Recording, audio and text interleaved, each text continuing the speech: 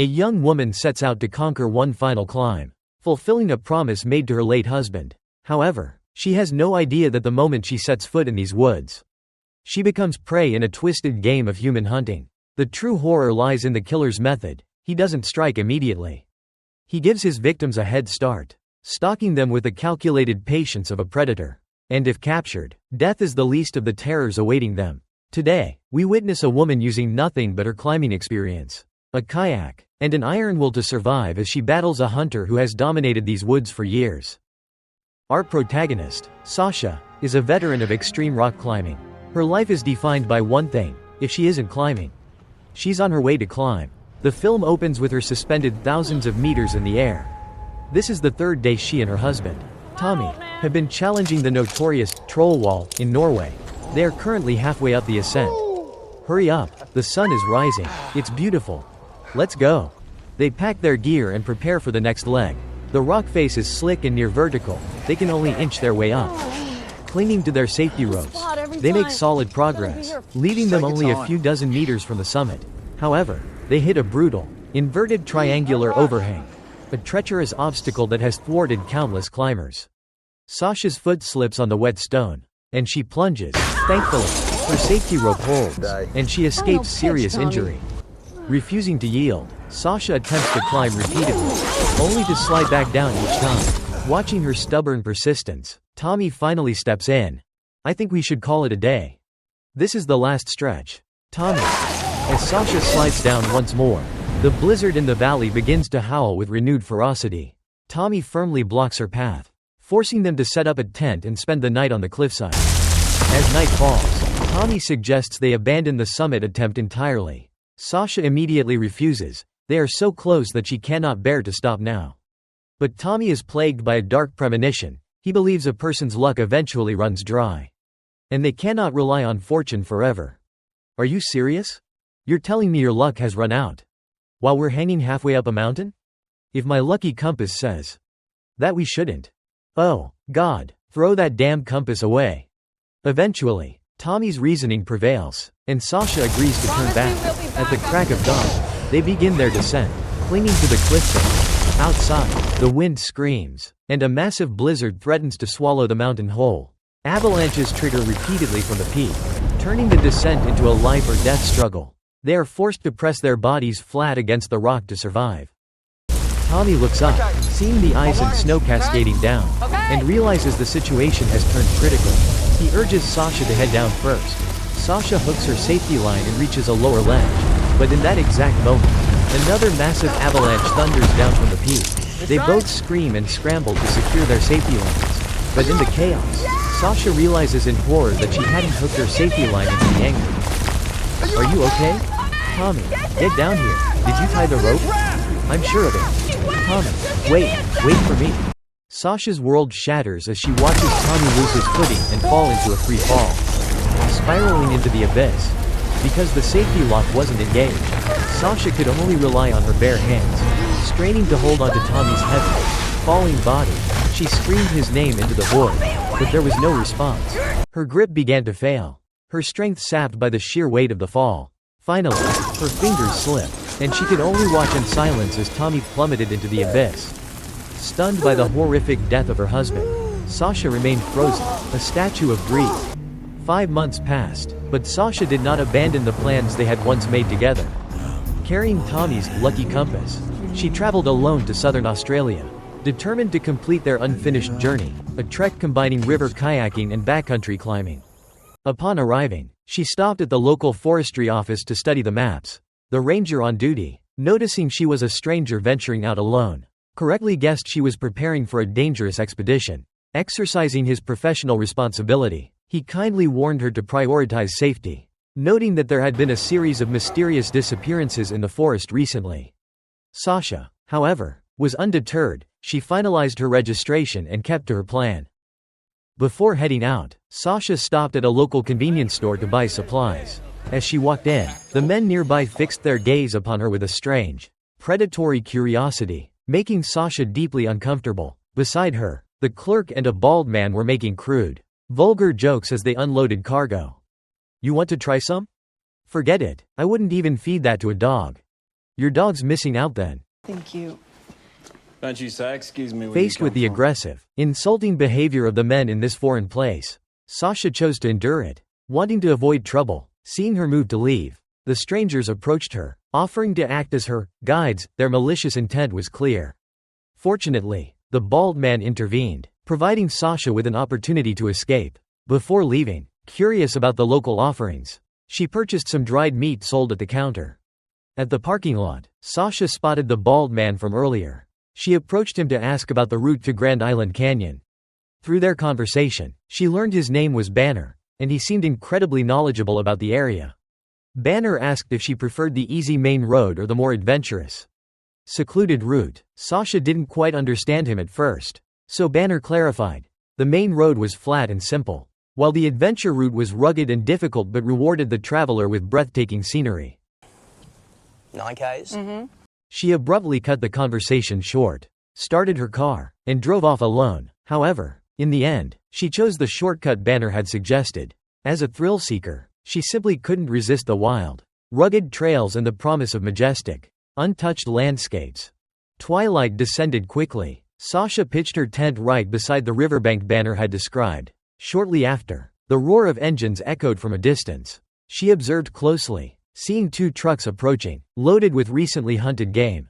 The men stepping out of the vehicles were none other than the group from the convenience store. The sight immediately filled Sasha with dread and anxiety. She knew she was no longer alone in the wild. There she is again, ignoring the group's taunts and crude remarks. Sasha kept her composure. She retreated into her car, locking the doors and gripping a can of pepper spray, refusing to let her guard down. Fortunately, the night passed without incident. It seemed the men had only stopped to butcher their game. The next morning, Sasha awoke to find the group had vanished. She wasted no time, unloading her kayak from the roof rack and preparing for the exhilarating whitewater journey that lay ahead. After packing her essentials, she set off alone, paddling into the rushing rapids. This was the adventure route Banner had suggested. Sasha navigated the water with precision, her endurance and physical strength nothing short of remarkable. No matter how treacherous the terrain, she powered through. After 2.5 hours of kayaking, she reached a calm, secluded stretch of water. But something was off. The bank was littered with old, rotting camping gear, and disturbing photographs were pinned to nearby trees. Sasha dismissed it as debris washed down by seasonal floods. She pulled ashore, hung her clothes and packed to dry, and snacked on the dried meat she'd purchased at the store before drifting into a deep, exhausted sleep. At first light, Sasha was startled by a faint sound outside her tent. She hurried out, only to be hit by a wave of terror. Her backpack was gone. Everything, her food, her supplies, and her cell phone, had vanished without a trace. The sudden crisis left her reeling, certain that someone had deliberately broken in to steal her gear. She immediately scrambled back to her kayak, paddling along the riverbank in search of human activity. Soon, she spotted a rope tied to a massive tree. She pulled the kayak over and followed a narrow path deep into the woods. As expected, she found a crude cabin built from rough-hewn logs, with the ashes of a campfire still smoldering nearby. Just then, she caught sight of a figure standing by the riverbank. Hello? Oh, hey. Hey, you made it. It's me from the gas station. Yeah, I remember. Seeing Ben in the middle of the deep, desolate forest took Sasha by surprise. After a brief, forced pleasantry, she went straight to the point. She explained that someone had broken into her tent, stolen her bag and phone, and asked if he knew of anyone else living nearby. Ben, however, continued to dodge the issue, insisting on being a hospitable host and preparing food for her. With no other choice, Sasha reluctantly sat down. "Try my beef jerky." "Sure. I really don't like it that much. I tried it last night. It's actually quite good. Have you tried the Geno's brand? By the way, why is it called Geno's?" "That's my mother's name." "You named your beef jerky after your mother?" "That's right." "Oh, I'm sure she must be very proud." Sasha's dry sarcasm hit a nerve. Ben's expression darkened, his mood shifting instantly. Though he didn't snap, he simply handed her a water bottle and a plate of grilled salmon in silence. As they ate, Sasha brought up the hunters she had encountered at the store, bluntly stating that they had clearly been trying to intimidate her with their lewd comments. Ben fell silent for a moment before standing up to retrieve his boots. Sasha, blissfully unaware, continued chatting about her terrible ordeal. They were trying to scare me. Yeah, sounds like it. But I handled them pretty well. Wait, did you say you were at my campsite? No, well, I was there. I just thought you needed a helping hand. The hair on the back of Sasha's neck stood up. The realization hit her like a physical blow. Ben and the thugs from the store were working together. She bolted upright, ready to run. Is that my hair tie? Why, yes it is. Seeing her own hair tie wrapped around Ben's wrist confirmed it. He was the one who had robbed her. Her suspicions were correct. Ben calmly walked into the cabin and tossed her backpack onto the dirt outside. But when he stepped back out, his demeanor had changed entirely. He held a high-powered crossbow, and a portable speaker sat at his feet. It's going to be okay. Listen, the game is simple. You have until this song ends to run as far as you can. Got it? Seeing the twisted, predatory gleam in Ben's eyes, Sasha knew with sickening certainty that she had become his latest prey. She snatched her bag from the dirt and sprinted, putting everything she had into her escape. She raced toward her kayak, hoping to use the rapids to put distance between herself and her hunter.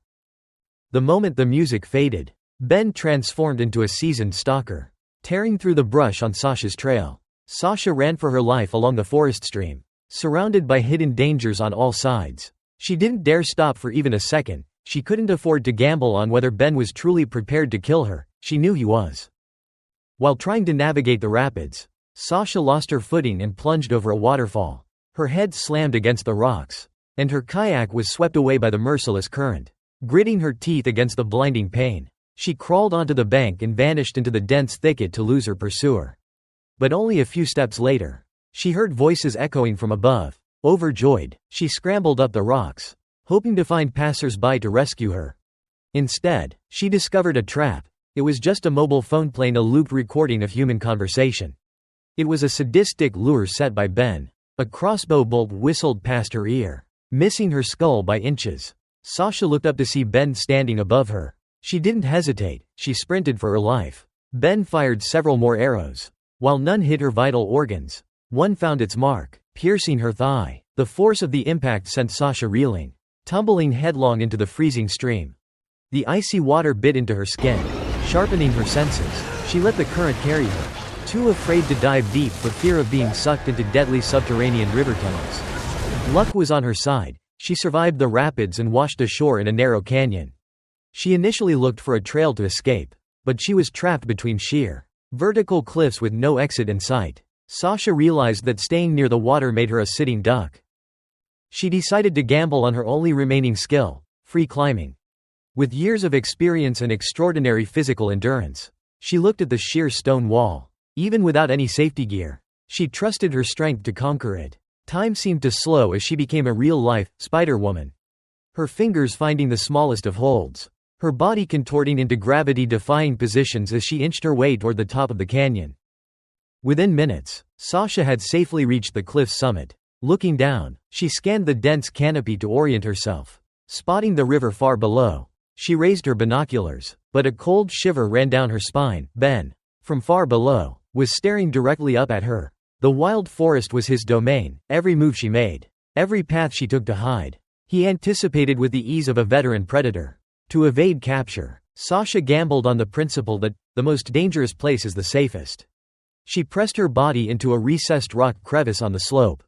As expected, Ben rushed to the base, scanned the area carelessly, and assuming she had jumped into the stream to escape, turned and walked away. As soon as he vanished, Sasha bolted, her eyes fixed on her kayak bobbing in the stream. She knew that on foot, she could never escape this labyrinthine wilderness. The water was her only path to salvation. But as she crept toward the boat, she realized with a sinking heart that it had been chained and locked. She frantically traced the chain, desperate to find a release. But a hidden snare trap snapped shut around her leg, jerking her violently to the ground. Sensing his prey had been caught, Ben appeared, triumphant, and roughly dragged a screaming Sasha toward him. In the heat of the struggle, Sasha whipped out her pepper spray and blasted it into Ben's eyes, buying herself a momentary reprieve. However, she remained shackled, unable to break free. Ben recovered quickly, his eyes streaming, and leveled his crossbow at Sasha. Touch the pepper spray. That's not playing by the rules, is it? Under the threat of the crossbow, Sasha was forced to submit. He bound her tightly, his sadistic glee evident. He clearly relished the process of breaking his victim's spirits. A cruel ritual he had perfected over the years. Sasha hung suspended in the dark all through the night. Strangely, when the next day dawned, Ben didn't kill her. Instead, he hauled her into the kayak, seemingly intent on transporting her to a secret location. During the journey, Ben nonchalantly revealed that he had stolen her records from the forestry office. He asked if it were true that she had conquered the legendary troll wall. Sasha played along, giving vague, forced answers to stall for time, her eyes darting toward a sharp iron hook on the boat, hoping to snatch it as a weapon. But just as she moved, Ben shoved her violently into the water.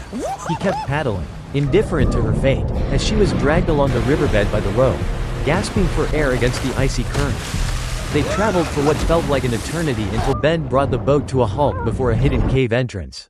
He hauled Sasha deep inside, descending further and further into the bowels of the earth. Sasha realized with mounting dread that this claustrophobic, dark pit was Ben's secret base. The cave reeked of a foul, rotten, and metallic stench, the smell of decayed flesh.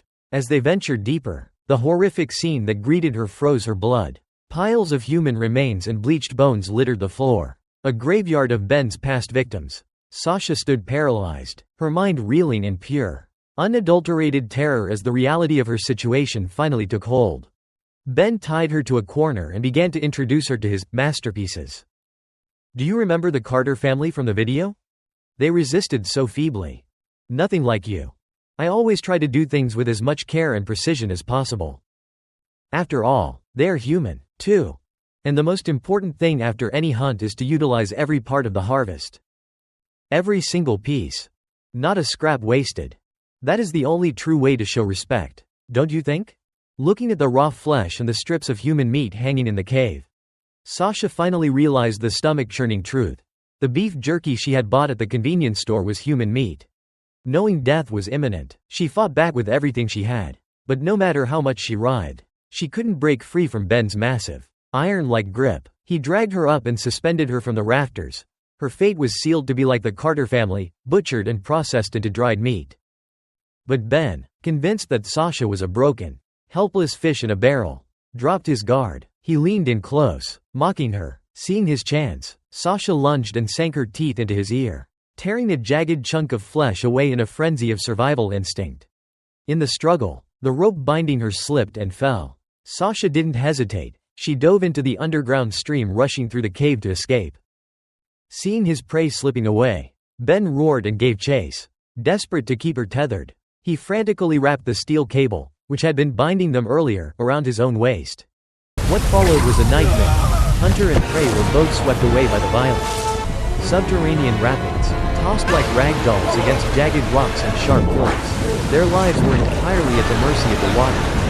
Fate took a turn when Sasha escaped serious injury. But Ben slammed hard against a boulder and went unconscious.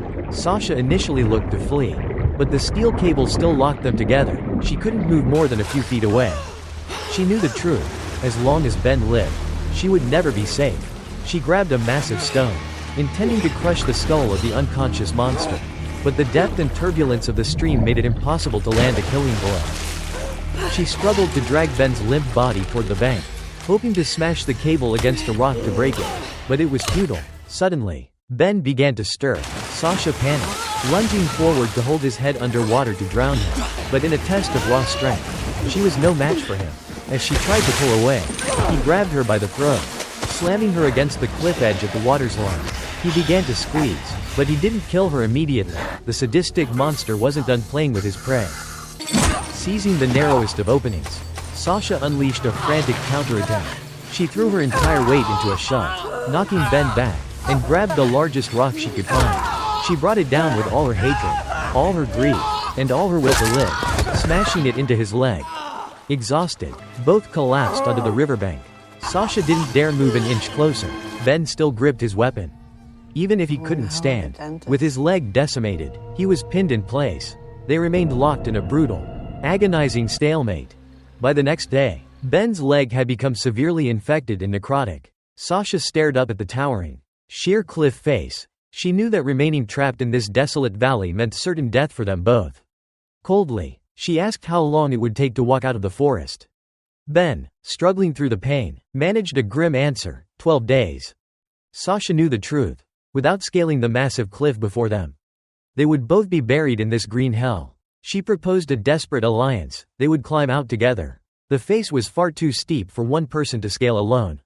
Especially with Ben's shattered, useless leg, Sasha promised to fashion a makeshift harness so Ben could use his one good leg to push himself up. But she demanded one prerequisite. He had to unlock her handcuffs. Seeing the rot spreading across his mangled flesh, Ben knew he was out of time. He agreed, but not before tightening the steel cable connecting them, vowing that if Sasha betrayed him, he would drag her to the grave with him. Only then did he unlock her wrists. They began the climb, a near 89-degree vertical nightmare. Sasha led the way, securing the anchor points. As she hauled herself up, Ben followed, struggling to find purchase with his only functional limb. Through sheer, forced coordination, they made it to the halfway point. Sasha's physical resilience was astounding. She found holds in stone where none seemed to exist. As they reached a dizzying height, Sasha tried to exploit a blind spot to loosen the cable. But Ben's hawk-like eyes were always on her. "Damn it, I told you not to touch that harness. Just hang on to that damn leg." Her sabotage failed, and she was forced to keep climbing. However, soon after, she spotted a deep crevice, a perfect blind spot, beside a bent, protruding tree trunk. A plan of lethal retribution sparked in her mind. She silently wrapped Ben's safety line around the tree, tying it into a dead knot. While Ben struggled to pull himself up, distracted by the climb, she flicked the latch on the cable connecting them. Ben realized the treachery a second too late. Watching the safety rope snap and whip into the void, the blood drained from Ben's face. He knew his fate was sealed. The next second, the predator lost his grip and plummeted into the abyss, his body shattering against the rocks far below. Released from the shadow of death, Sasha gasped for air, but a greater challenge remained. She had to finish the climb alone. Completely free climbing with no safety gear. One slip would mean death. After catching her breath, she pressed herself against the wall, finding every jagged edge to pull herself upward. She had no prepared route. She was gambling her life with every reach. The first half was manageable, but then she hit a corner, a treacherous overhang similar to the troll wall obstacle that had haunted her in Norway. There was no room for error. She gritted her teeth, placed every ounce of her soul into the final move, and conquered not just the mountain, but the trauma that had defined her existence. Sasha reached the summit. She pushed through the sunset and deep into the night, until at last, she saw the warm, hopeful glow of headlights on a distant road. "Are you lost?" A passing driver pulled over, rescuing Sasha. She had him take her back to her car, where she drove directly to the ranger station to expose the horrific truth of the killer's cave. "I know where they are." Armed with her testimony, police dispatched emergency helicopters to Ben's hidden lair. There, they uncovered the remains of 25 unfortunate victims. Sasha had finally closed the chapter on her harrowing journey, emerging from the thin line between life and death as a survivor who had stared down the darkness and won.